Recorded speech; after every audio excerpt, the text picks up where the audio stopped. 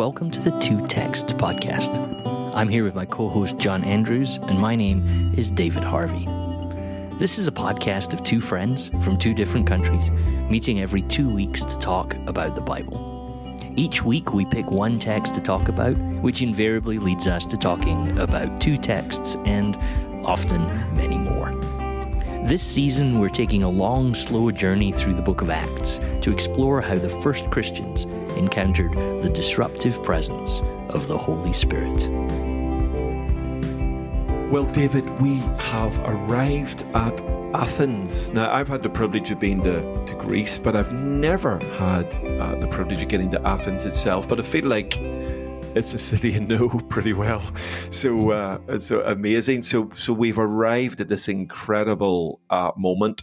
Paul seems to be on his own and arrives at a hugely important city. What feels like, again, a hugely important moment in the journey of the church in Athens. It's like it feels like we've moved out of what feels like an almost Jewish saturated epicenter towards a Gentile world, and now it feels like we're properly in the Gentile world. I know we've been there for a wee while, but it feels like we're properly arrived at the Gentile world now that we've had Athens.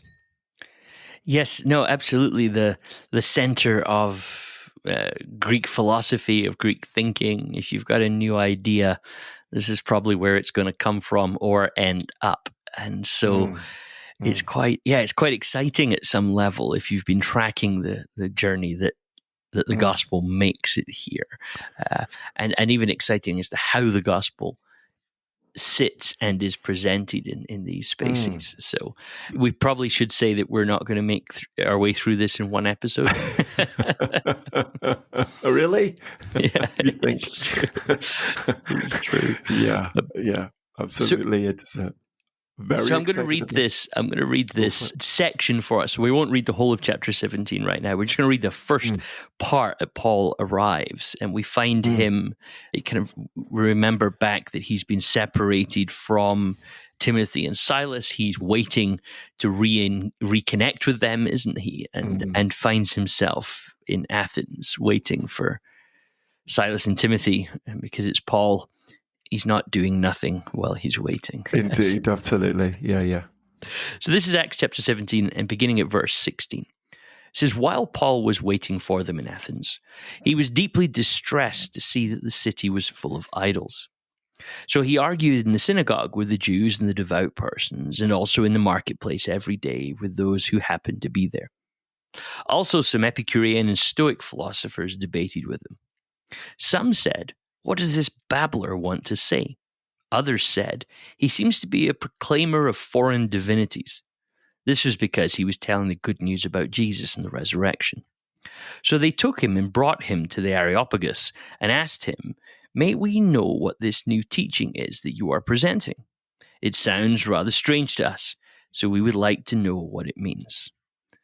Now all the Athenians and the foreigners living there would spend their time in nothing but telling or hearing something new. Yeah, sounds like a great place to go on holiday, doesn't it? Absolutely staggering. I love that little sort of final comment there and a little bit of the reading that we've done. Just quite striking.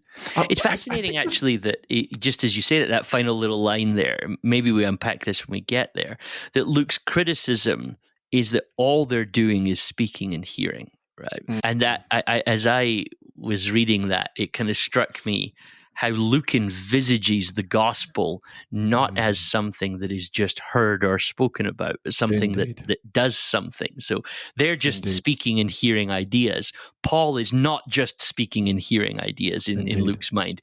He's doing something. I mean, maybe that's too much just to over-egg straight away, but I thought it was an interesting critique. Completely. And I think, again, it does show you that we're now entering into a very, very, very different world, because the world of, certainly the world of Saul before he's converted by meeting Jesus would have been a world of hearing and doing. So the idea of just hearing Torah, the idea of just hearing Tanakh and not practicing that is an alien concept for a Jewish worldview. And of course, as that Jewish worldview has now tracked in via the Messiah to what we call the ecclesia or the church, they're carrying on exactly the same idea. It's hearing and doing, hearing and doing. So you do get this sense in the book of Acts that as we're tracking this Judeo-Christian worldview and understanding of the scriptures as taught by Jesus, that actually you've got not just a great commitment to orthodoxy, things we believe, but a phenomenal commitment to orthopraxy, things that we do, things that we practice. And we've been tracking it all the way through, I think. And that little comment does seem to put us at cultural odds.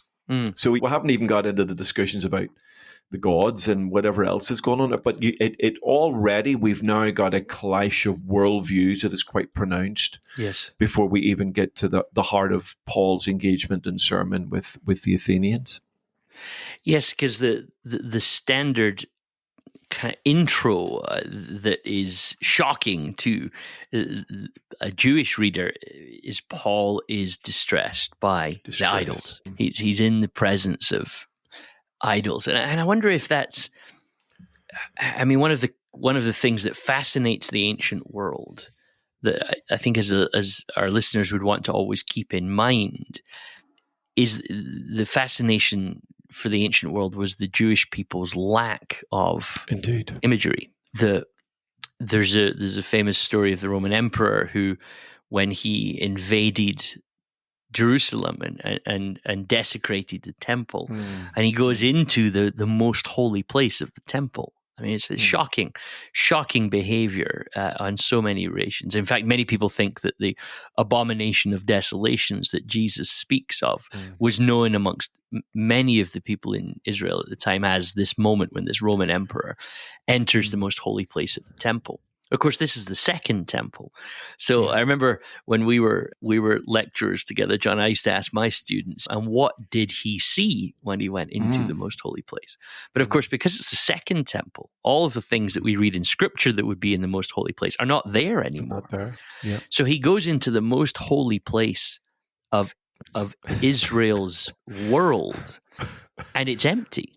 There's nothing there. Yeah. And so, and what happens is Jewish people, and we see this applied to Christians even more so later, they're perceived by the ancient world as atheists because they don't have gods. You don't have idols. You don't have things that you look at.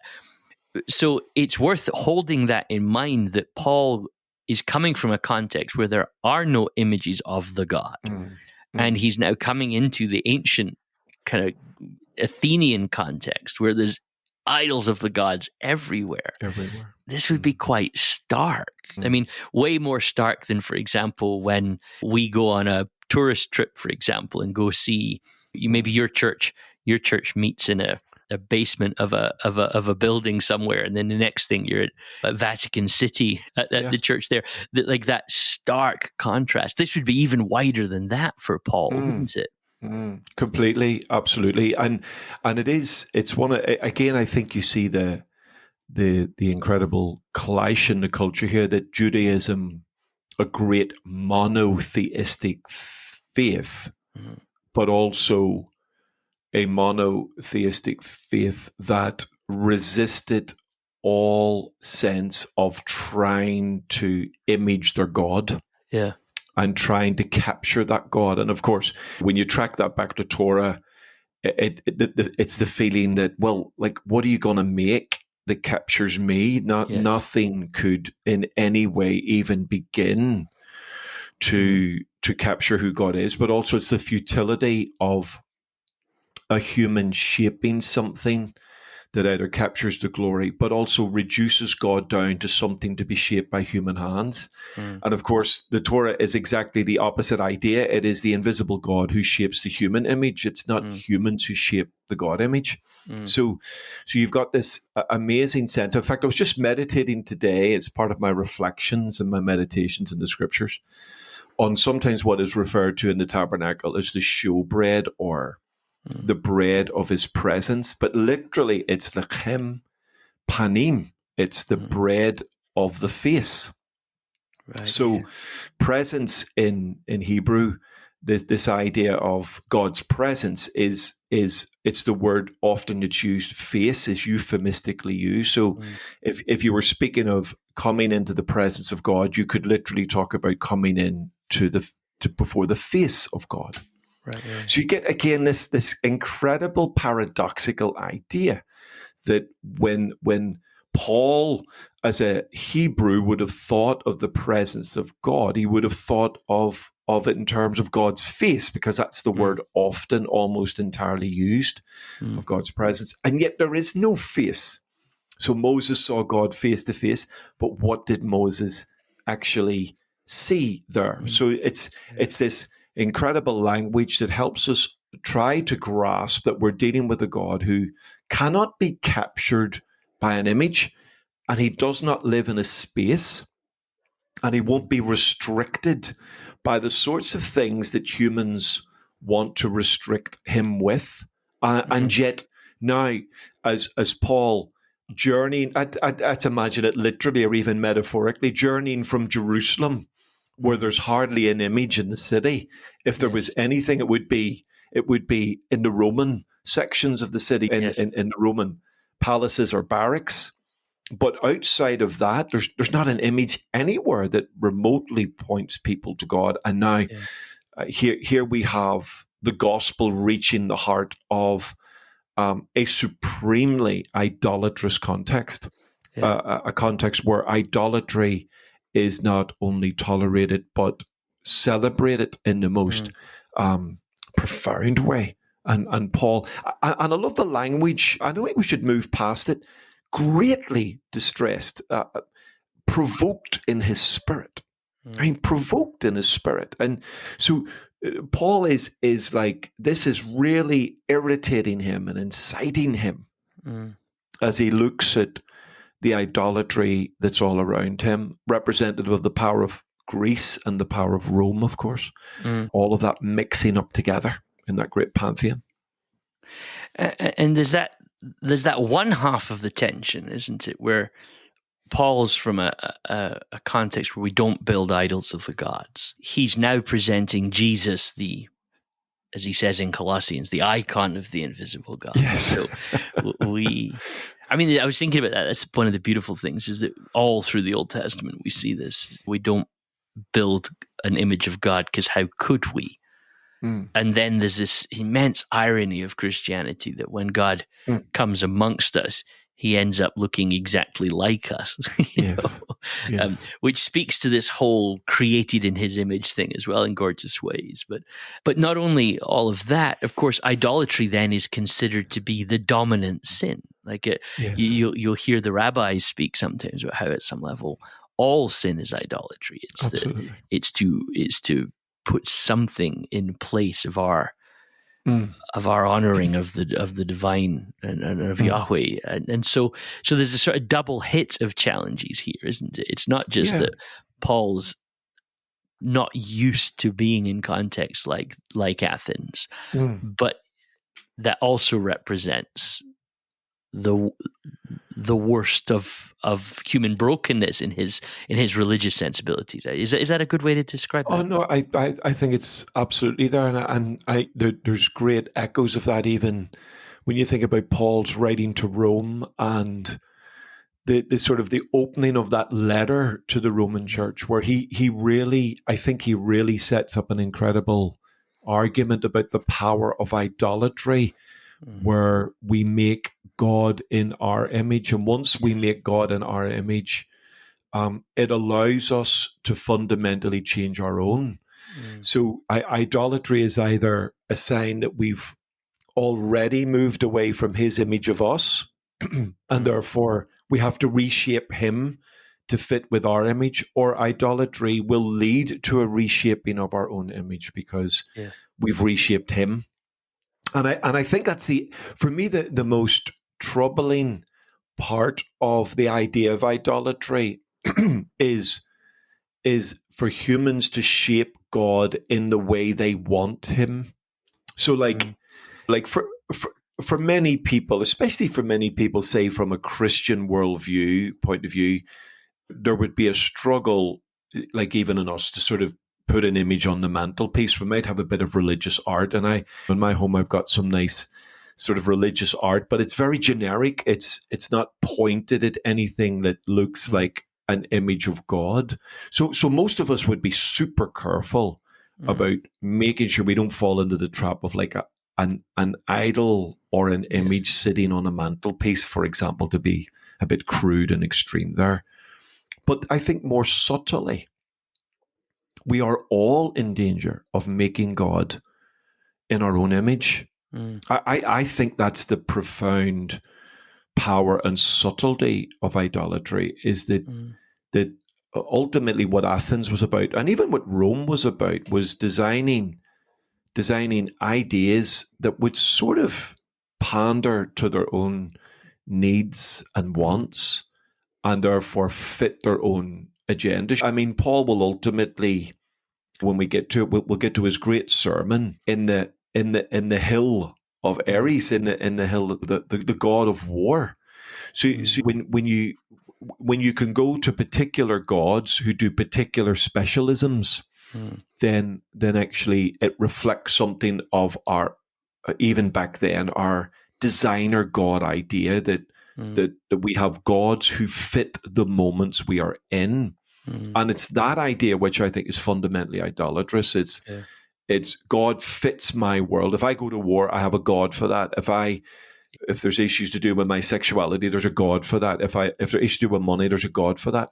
An alien concept to the worldview of Tanakh and the worldview of the early church, that no, there is one God and he doesn't fit with us, we fit with him. He's all in all. And this is, I think that's the more subtle, and I think even in our 21st century world, David, I think it's a profoundly powerful idea and ideology that still hangs about the human heart, that if there is a God, we want him to sort of look a bit more like us and fit with us, rather than me having to change and fit with him. Did I go on a bit of a rant, or was that too much?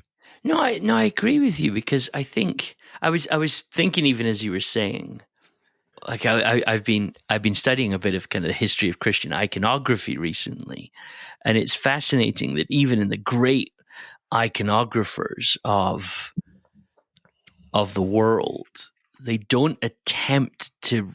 They struggle with representing the Father, right? So there's all these gorgeous icons out there of Jesus, right? But it's always Jesus as a human. He's always, and it's Jesus at the Last Supper. Jesus, I have an icon of Jesus on the road to Emmaus, and you'll love it actually, John, because it's an Orthodox icon, and so it's believed in the Orthodox tradition that one of the people who's on the road to Emmaus is Dr. Luke, and so come on, I don't. It's just a guess, but I kind of like it because it always reminds me of you when I look at it. I don't think an icon is supposed to remind you of your friend, but it does. Well, that's very honoring to be put in the same context as Dr. Luke. I will take that. Yeah. And maybe it's just because I know that you would love it. I think if there was people ask that question, which scene from the Bible would you like to be at? I feel like Emmaus Road's on your short list. Oh yeah, totally, absolutely, 100%. But it's interesting that in the tradition of iconography, when it comes to how do you represent the Father, like in my limited study, one of the most famous icons is one by the Russian artist Rublev, and he paints the scene of the visitors to Abraham, right? Because that's the closest we know that there's something extra special going on in here. So even in Christian tradition, the sense of the unimaginable nature of God is held and held on to, and I think it's really profound, and it's worth us holding space that what our sort of Jewish heritage of the Christian faith gave us was be careful of trying to frame what looks like God. True. I think about Moses' question to God, what's your name? Tell me your name. Because in the ancient world, knowing the name of the God was a way to control him. If I can put my God on a mantelpiece, in my own mind, it feels like I can maybe control him, right? I can maybe make him do what I want. Whereas the Christian way has always been that if we wear a cross or we carry an icon or something like that, it's about reminding us to come to God with our requests, but we're in no way in control of that God. But my goodness, we're resilient to that. I mean, I see that so often with the sort of God bless and then impose our country name on the end of that sentence. Invariably, what we mean is bless us as opposed to somebody else. And we're very, very susceptible, even after thousands of years of the Judeo-Christian tradition, we are susceptible to thinking that God likes us a little bit more than he likes everybody else. And I think that's a pathway to forms of really, really broken idolatry. Yeah, and I would totally agree with that. And I think you can have that at super macro levels, yes. like nationalistic, imperialistic levels, and we have witnessed that in the most appalling way over human history, and we don't have to go back that far, if at all, to continue to see that sort of idea of hoping that God is on our side in that respect. But of course, it comes right down to a micro level as well. And I think some of my greatest struggles as a follower of Jesus have been in my attempts at times in my brokenness and sinfulness to try and manipulate God, to try and make him do what I want him to do. And in a way that I think has, if not a capital I idolatry idea, it has definitely nuanced leanings towards, okay, I want you, this is what I want, and therefore I becomes the center of the conversation, rather than what is it you want, and how do we serve that, and I wrestle with that. Even I maybe our listeners sort of are surprised by that, but so often I have to come back to the glory of the scriptures that remind me that he is at the center of the story, and that ultimately we are surrendering to him. One of my everyday confessions from the Psalms is, "Blessed are you, Lord God, God of Israel, for you alone have done marvelous deeds. Blessed be your glorious name forever. May your glory be seen in all the earth." So this is about him. The agenda is not about, bless me, O God, but it's actually, you are blessed, O God. You are the creator and sustainer of the universe, and may your name be known across the earth. So that's the ultimate agenda that I surrender to. Struggle of kind of, please forgive my language, of a consumeristic orientated religion that wants to sort of pick the best bits, drop the worst bits, and create a sort of a designer God who suits my lifestyle, my preferences, and my desires. This to me is deeply, deeply, deeply dangerous. And I think and that's where I would sort of say, I would agree with you totally that when you said earlier on, there's a sense in which idolatry is at the heart of all sin. It really is I think when the woman in the garden reaches out, she saw the fruit. What did she see? She had seen that fruit every day, but what did she see? She saw for herself. She saw what was good for her. And I think that's the very essence of the danger of idolatry, that we see what is good for us as the primary and sometimes only driver in our relationship with the Lord, when actually what it really is about is seeing him, even his invisible him, even not represented in any shapes or icons, to see him and surrender to him. And I think this is part of Paul's tussle here, because he doesn't just see idols and statues. I think he understands the deep, insidious drivers of idolatry and what it does to humans ultimately, because if you're saturated in Torah, you understand then the insidiously dangerous ideas that are at the heart of an idolatrous mindset. It's fascinating. When you were saying that, I was thinking about how there were multiple thoughts. So here they are in some sort of order. The first thing I thought about is, how do we learn to pray like Jesus? Which is to say, Father, I don't actually want to do this right now, but not my will, but yours be done. Right? I think that's an idolatry destroying prayer, right? Because if we can bring the freedom to bring all of our requests to God, even the ones that which we in our hearts know, I'm kind of trying to control God here. But if I can at the end of it pray, but not my will, but yours be done, then I think if I can pray that with honesty, something's being set well there. I was thinking as well about when you were talking, something I've noticed just recently in the traditional prayer books is that most services of the church in the traditional prayer books begin with, "Blessed be God, Father, Son, and Holy Spirit." Yeah. And I was thinking about how so many of my services that I have led over the years begin with me saying, "It's good to see you, welcome," right? Yes. And I'm making a lot. I'm probably over egging here, but it's interesting that in the tradition of the church, the first thing said of the service is something said to God.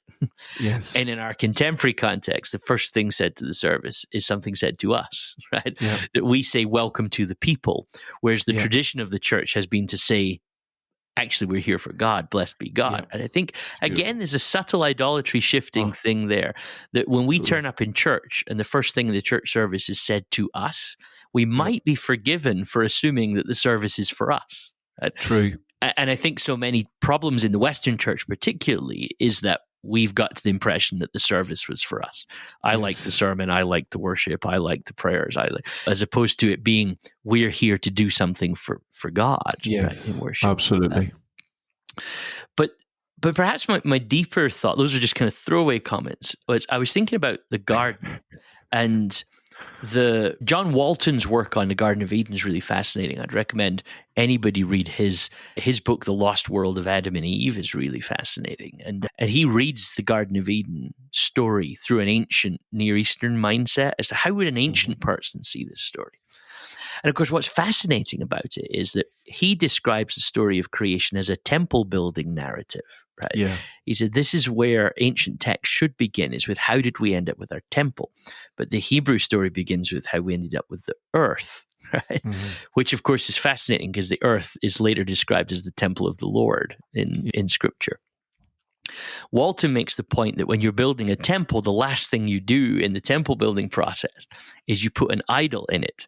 So you first build the temple, then you purify the temple, then you have a consecration of the temple, and then you place the idol in the middle, and now it's a place of worship. And Walton notes, look at how the Genesis story works. God builds the world, and he keeps consecrating it, and it was good. And he consecrated, and he keeps consecrating. It was good. Then the final thing he does is in the middle of the garden, he places the icon of himself. But it's humans, right? He places the image of God in the garden. It's us, right? So there's a deep irony. This is what I was then reflecting on. With that in my mind, there's an irony that Eve grasps after something as idolatry, missing the fact that she is the image of God. That she is the one. And then you think about what Paul says about Jesus. He doesn't grasp. And you've got this gorgeous sense of the futility of idolatry, that we seek, we who are made in the image of God, seek to be God, not realizing that we are made in his image already. And I don't know if you feel that, John, but I just think there's a deep, sad irony to human brokenness towards idolatry. Yeah. Superb. Absolutely outstanding. And even that's what I love about you, your little throwaway. Well, this isn't the main reflection, just to reflect. I mean, they were brilliant. And again, for our listeners, that's worth just a wee rewind on the podcast there and listen to that section again. No, I think that's absolutely outstanding. And I think it, again, when we then arrive at somewhere like Athens, what we mustn't do is just think, oh, this is just, oh yeah, this is the Gentile context. This is what we expect. But this is the product of humanity profoundly drifting from the original ideas that God intended. And this is why Paul is provoked in spirit. So we mustn't just read this provocation of spirit or greatly distressed, I think, as oh yeah, Paul's a Jew and Jews don't do idols and therefore he's a bit freaked out. I think Paul is provoked in spirit because Paul knows what you've just said. Paul understands the Eden tabernacle temple motifs. He understands it. Even in Solomon's great temple, there wasn't anything that remotely resembled the physicality or image of God, that actually he fills the heavens and the earth is his footstool. So when you have been drenched and saturated in a worldview that actually understands these immense ideas and how they not only lead humans in the wrong direction, but deeply, can I say this carefully and reverently, but deeply offend the heart of God himself. I mean, these are ideas that God hates. He explicitly says, do not do this stuff. Do not make an idol of me. Do not make an image. Do not be careful even how you use my name in the context of this stuff. Paul has been schooled in this. He's been saturated in this. And added to this now, he has met the risen, resurrected Messiah. Ago, we reflected on this back in Acts chapter 9. Paul is struck blind. Whatever he saw, he didn't see an image as such, but he's blinded, but he engages with this magnificent invisible God who touches him, but his eyes are opened to see the glory of Christ in the scriptures. And I think then Paul's distress is not just Jew on Gentile. Paul's distress is something that's deeply ingrained within him. And I it's interesting that Luke records that level of distress. He does not simply skid over it. Paul is agitated to the point of profound action because of what he sees and feels in Athens. And I mean, in one sense, I appreciate the translations of greatly distressed, but as you said, let's not miss that number one, there's a provoking, so something is playing on him, but Luke wants to see it's in his spirit. So it's a provoking. I mean, it's an unusual word, only appears one other time in the New Testament. Yeah. In 1 Corinthians, when Paul says that love is not, but the fact that it's in his spirit, so we're seeing something's happening internally to Paul as a result of this. This is not just, he's seen something and it's riled him up a little bit. Like it's I think Luke, I think this is what I'm trying to say. When Luke uses a phrase like in his spirit, Luke's attention to the language of the spirit makes me think he's not just saying Paul was a little bit angry. Right? Yeah. He's saying at an elemental level, Paul is distressed by what's going on here.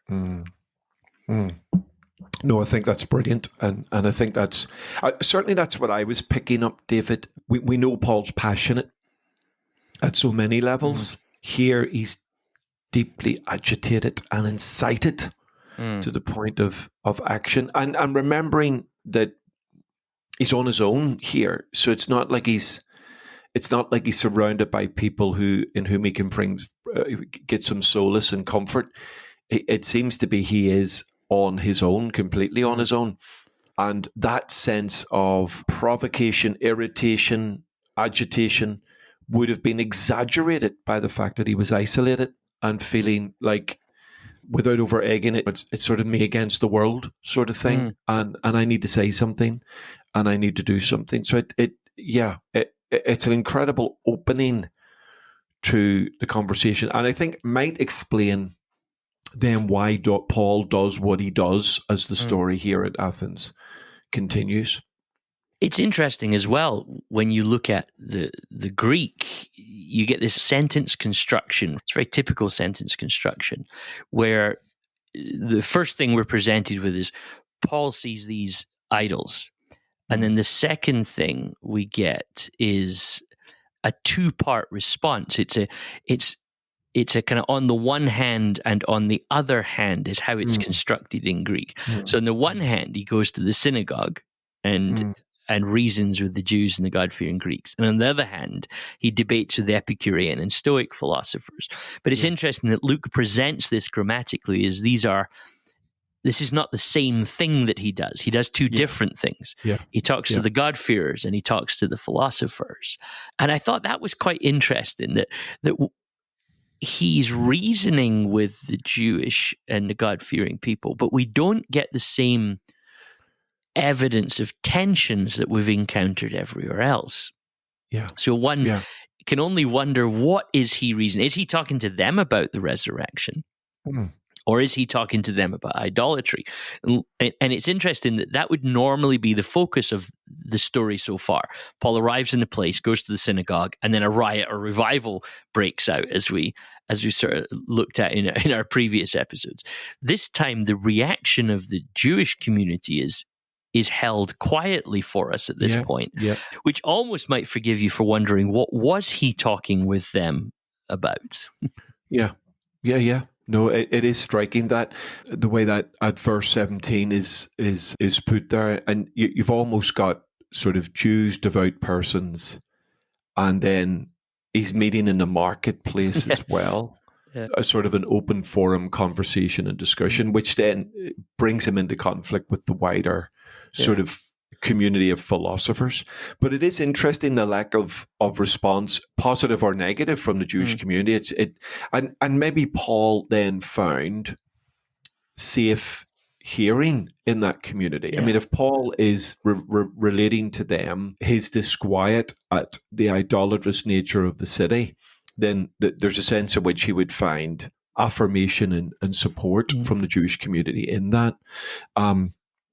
And it seems to be, as the conversation goes wider, that then you've got him speaking about Jesus and the resurrection within that. So it is fascinating that there does seem to be a sort of an emphasis on a Jewish orientated conversation, which seems to be calmly or passively received.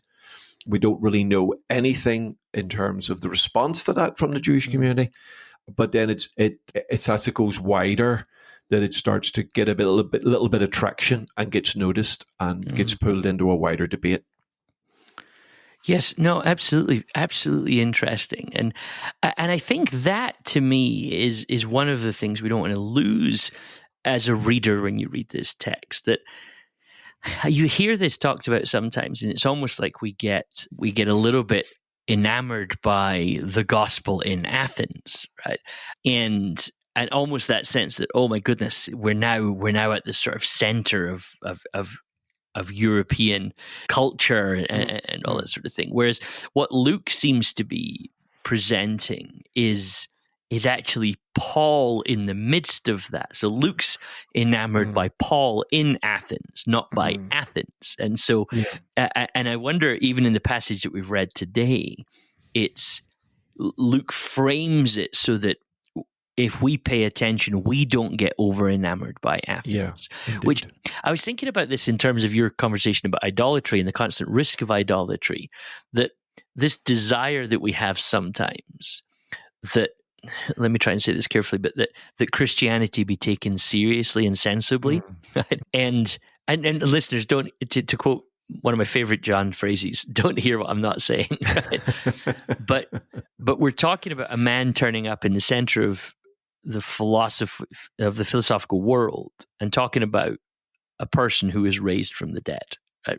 The Paul's comments in 1 Corinthians about this wisdom not making sense. I don't believe that Christianity is stupid. I don't believe that Christianity is illogical. But I think we've also got to step back from ever hoping that Christianity makes sense in a world that doesn't confess resurrection. Right?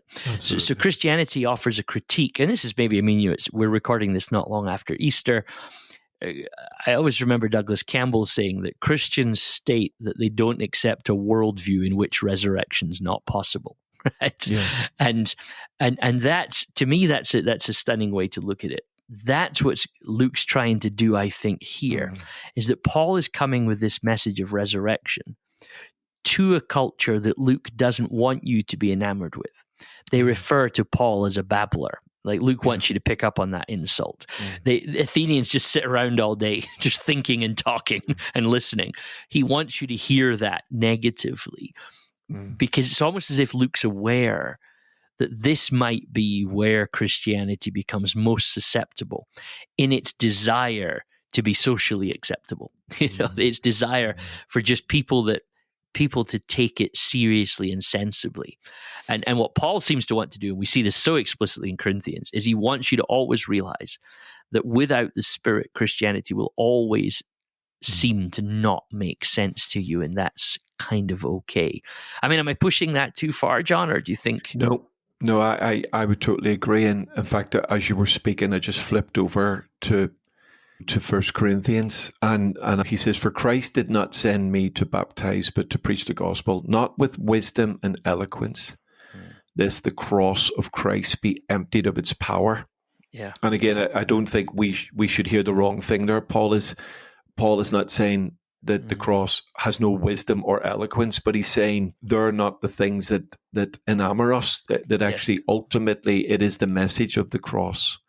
And it just nobody goes on to say, "For the message of the cross is foolishness to those who are perishing, but to us who are being saved, it is the power of God." So there is this incredible juxtaposition that Paul seems to unpack a little bit more once he gets to Corinth, but he's clearly feeling that. And I think your observations on Luke are brilliant. I'd never quite seen that before, that Luke doesn't want us to have our heads turned by Athens. He doesn't want us to be intimidated by the philosophers. He doesn't want us to go, "Oh, we've got to make this gospel a little bit more palatable for the intelligentsia in order for them to accept this." And certainly if Luke is doing that subtly in chapter 17, then by the time we get to Corinth, Paul is doing that absolutely boldly and reminding us that actually God was pleased through the foolishness of what was preached to save those who believe. It is an incredible... if you put Corinth and Athens together, you were getting a dynamic, paradoxical idea. And I think your reflections on Luke and Athens really, really do highlight that in the most beautiful way. So that's it for this episode. We know that there's always more to explore, and we encourage you to dive into the text and do that. If you liked this episode, we'd really appreciate it if you rated, reviewed, or shared it. We also appreciate all of our listeners who financially support the show, sharing the weight of producing this podcast. If you'd like to support the show, visit twotexts.com. But that is all for now. So until next time, from John and I, goodbye.